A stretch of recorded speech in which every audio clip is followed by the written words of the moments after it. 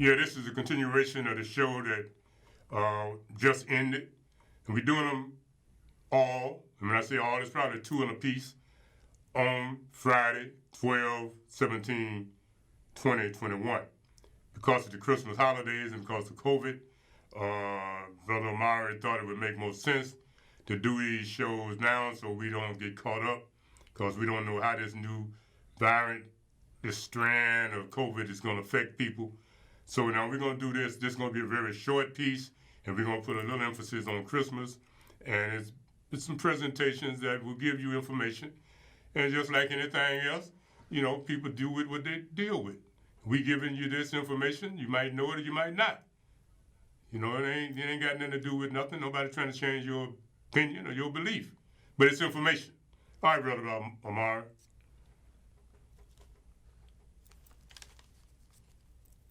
Well, you have to realize that, yes, the involvement of violence in black folks comes from that long history that the president was talking about, that we have to remember that we learned from some of the best. They had some white boys came over here that did the first beheadings in Point Coupee, Louisiana, where I'm from. Slave insurrection, that was the way you dealt with it. Tuskegee syphilis incident. We're going to see how black men die if they have syphilis, but we pretend we treat them with penicillin, and we're just going to watch the pathology of how they die. Now, that wasn't back 200 years ago. That was 1930 to 1974. We're talking about giving these wonderful blankets to the Native Americans infected with smallpox as they walked on that trail of tears just to see how they die and to eliminate their population so we can take all of that land. So the violence that is in America has come from a very learned position that was brought here by some Caucasian folks. All right? So now, when it comes to the NFL, you have black men who are taking advantage of this opportunity to go there. So for every 1, 2, or 3 that may have been in the news because of violence, there are another 2,000 that deport themselves as gentlemen, as husbands, as fathers, and as great professionals. So we must remember them also. It's actually pretty deteriorated. I mean, I think it's so old until it's not changing over. You know the terminology better than I do. Let's look at this little sister that's talking to Phil, Dr. Phil. And this one of the sadness about Negroes. Now, this is an old clip, somewhat, but this is how dogmatic we can be. How we can just take one little source. She done read something and she thinks she understands something about the Bible, and her beliefs is in that. So she thinks she know that. And you can't tell her no different. But she too young to be that doggone stuck. Play this, man. Okay, I did some research on these holidays, and I found out that Christmas has nothing to do with Christ at all. It's all about the worshiping of the sun god. During the time when Constantine was converting pagans into Christians, the pagans didn't want to let go of their celebrations. So what they did to compromise was they married the two. They took pagan festivals and Christian doctrine and put them together. That was in the 4th century. But it doesn't matter, because if we lived during the 4th century and we call ourselves Christians, like the early Christians did, we would not have celebrated it. Can't you let your children enjoy the festivities of the holidays, the music, the spirit of kind of giving and family and being together? I mean, it doesn't have to be whether it's a pagan origin or a Christian origin, or there's a real Santa Claus, or you believe it was Christ's birthday, or whatever. I mean, can you not find a way to fold this into the current world? Absolutely not.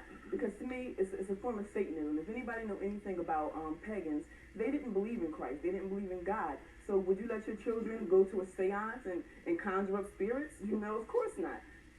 You hate Valentine's Day. Yes, that's another pagan holiday. I mean, it's as simple as going to your Encyclopedia Britannica, looking up Valentine's Day, and it'll tell you everything. This is not my opinion. These are facts.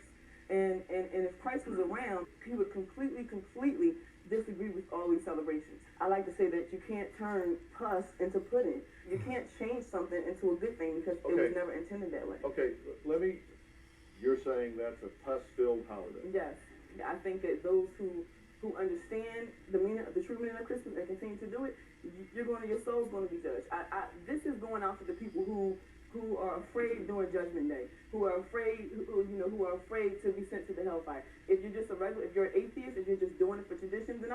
to you. I'm talking to preachers, those who have a religious responsibility to lead the people, and I don't believe that they are leading the people correctly. All right, Amara, she got a condition, and she made the point, but her energy, her energy is electric, and you know what I mean? They do have those type of people.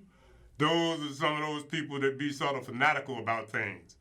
The first part she talked about by Christmas, you could hear it, but as you look at her, you can see there's a challenge there. And Dr. Phil was looking at her like he could say, damn, how did she get in here? And then one people in the audience looking at her saying, damn, how did she get in here? And that's what we as Negroes don't pay attention to. See, you know, I can look at her and see she got a condition. And there's a lot of us just like her, function every day. But we get stuck. We get stuck so deep until we are in another dimension. She's in another dimension. You know what I'm saying? She's not, gonna be labeled by me.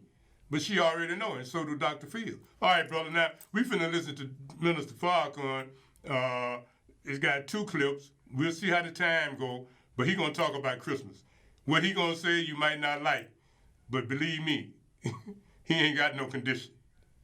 The only thing he got is your condition and trying to help you get out of it. Go on, brother. In there?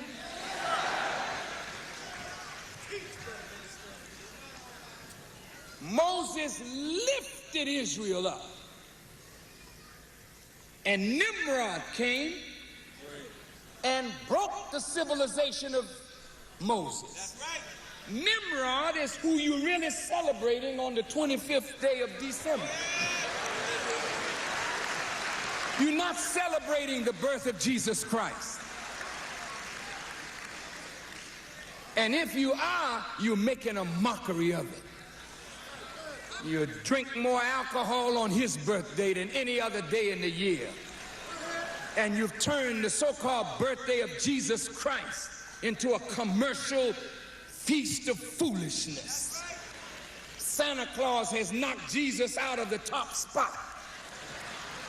And the merchants who don't even believe in Jesus are busy selling you foolishness, making themselves rich and you poor for another year on the basis of a lie. And that's why they call it Xmas. Because you don't know who it is that you are worshiping. Where did you get this Christmas tree from? What does that have to do with Jesus Christ? And in all your churches, you have this big tree. Look at what Jeremiah the prophet says. It warns you not to follow the way of the heathens. For the heathens go in the forest and they cut down a tree. And they fasten it down and they deck it with silver and gold. Ain't that what you do?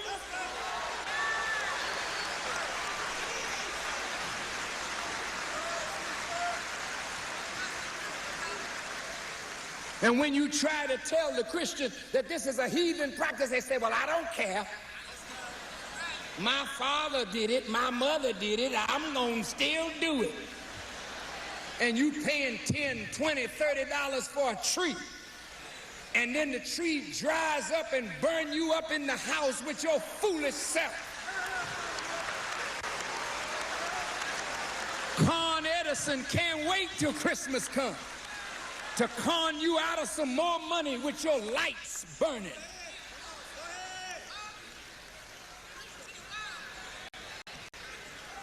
Who made up this lie and forced it on the church?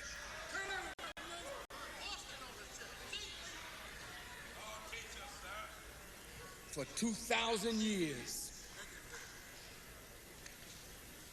Moses' wisdom was supposed to last. But Nimrod broke it up.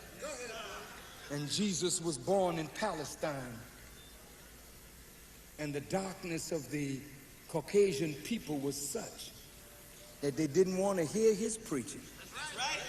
That's right. Jesus told them, my word has no place in you. They didn't want to hear what he said. That's right. And they trumped up lies on him and they killed him. Right to this day, The Jews don't believe in Jesus, but you all believe in them. They don't even believe that Jesus was a prophet. So if they don't believe that Jesus was a prophet, they can't believe that the New Testament is from God. They don't even follow that book.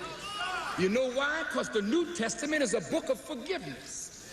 And I heard at Dorothy Tillman's day when we were standing for Dorothy and for Alderman Streeter and the Congressman Bobby Rush, your lawyer said, we Jews don't forgive and we don't forget. I put that in my head. I said, you don't forgive and you don't forget, as sinful as you are? Don't you hope that God will forgive you? But you can't forgive nobody. What did Jesse do? Jesse Jackson didn't do no harm to Jewish people. He used the word Jaime and has been paying for it ever since.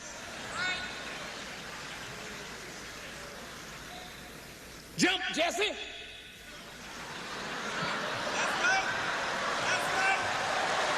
No, I'm not making any mockery.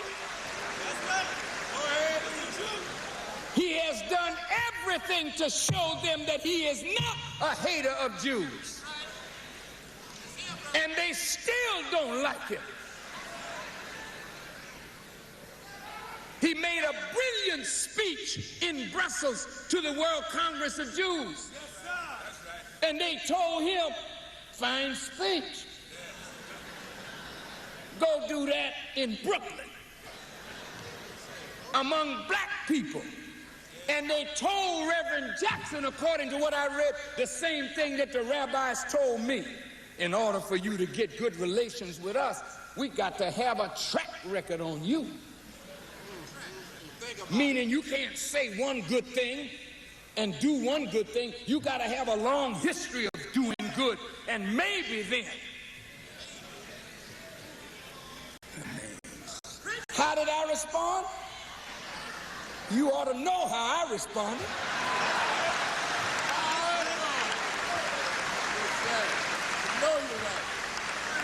I'm not no dog, brother. You don't have a bone for me. You don't tell me up Fido, down Fido, fit Fido. That's right. The Honorable Elijah Muhammad don't make us like that. No, you're right. If we're gonna die, and we're gonna die, let's die men.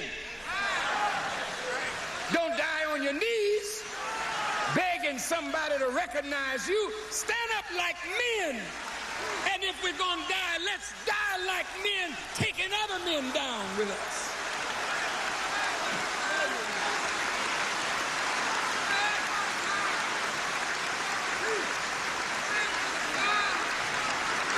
I'm almost finished. Now Jesus is dead. Moses is dead. But Moses said, one is coming that'll be like me. The Quran says a man like Moses is coming, doesn't it? The Torah says God was going to bring a man like Moses into the world. Moses was an emancipator. No, not emancipator. Moses was a liberator. Because emancipation don't mean liberation. Somebody going to need a deliverer. Jesus comes into the world. They kill him. They didn't only kill Jesus, they killed his disciples. Everything attached to Jesus they killed. Talk to me. They hung Peter upside down. Is that right? Why did they kill Jesus? They didn't like his word. After he was dead, they altered that. Do you think you have the message of Jesus? If you did, where's your power? Jesus opened blind eyes, deaf ears, made the dumb speak, raised the dead to life, cleansed the leper. Where's your power? You around here singing and marching, talking about we shall overcome. The master said he overcame the world. Where's your power? You don't really have the true message of Jesus. You got a watered down, corrupted message. Yeah. All right. Now, you know, you can't say nothing Minister Farrakhan said at all. But I want you to just reflect for a minute on what the little young lady was saying with Dr. Phil. She called them pagans. The Bible, as referred to by Minister Farrakhan, said heathens. But that little woman that was talking to Phil, she believed, I would think, that she's a true Christian. She believed everything she was saying was true. But it do line up partly with what Minister Farrakhan's saying about the trees and the this and the that. But she don't know all of that. She's just in a little zone.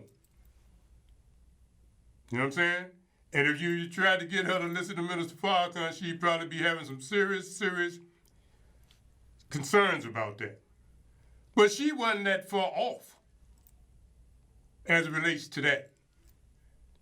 But it's the energy. Let's play this piece, brother, and then we're going to get out of here. On the so-called anniversary of his birth, you're not thinking about Jesus. You're thinking about a fat white man from the North Pole. Jesus had 12 disciples. Santa had 12 reindeer. And they're going to visit you. And you don't even have a chimney. And you're going to lie and tell your children,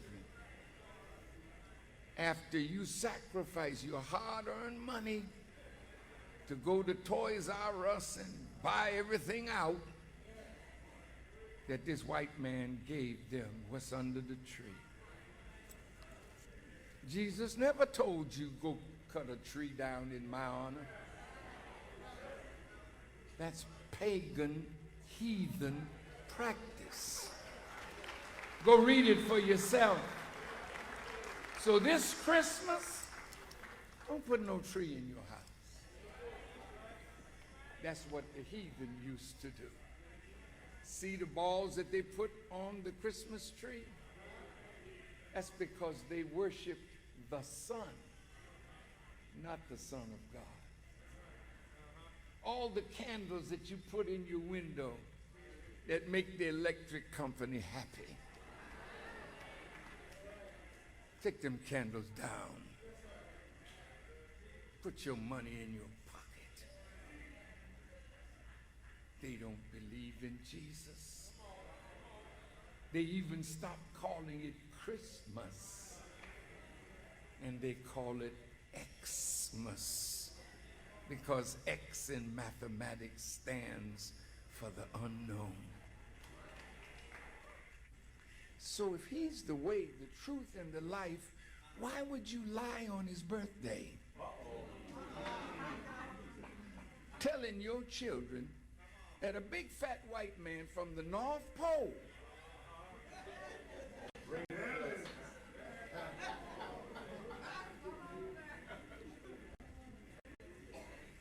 you better not pout, you better not shout. Not Jesus coming to town. Santa Claus is coming to town. He knows when you're bad. Oh, Lord. And we just singing away. And drunk too, you know. Because on Christmas Eve, well, you know, before Christmas, you start loading up. So when your friends come by on Christmas Eve, come on in, Reverend. Come on, bring it out. Bring it out from the cabinet. Ain't no shame here. Well, you know, Jesus turned water into wine. Yeah, you're right, but none of the disciples were drunkards.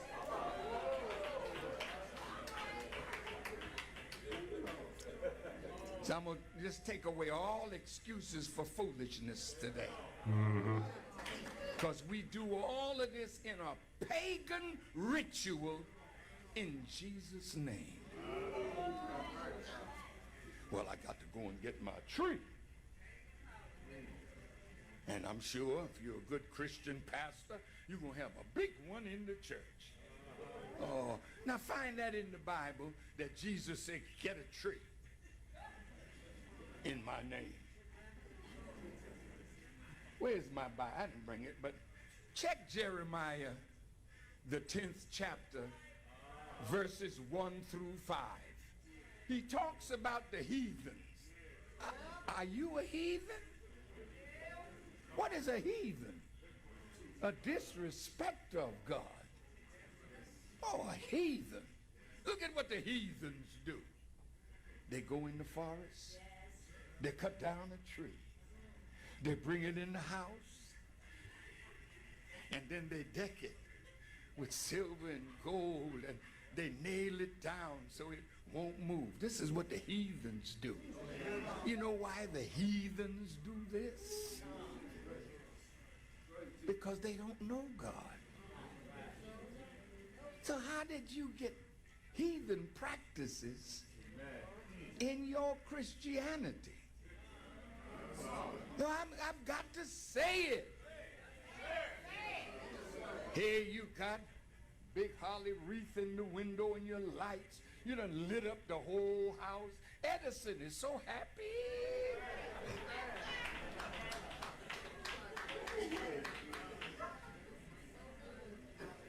Well, Brother Murray, you know, I'm looking at this. It's good. We made the point.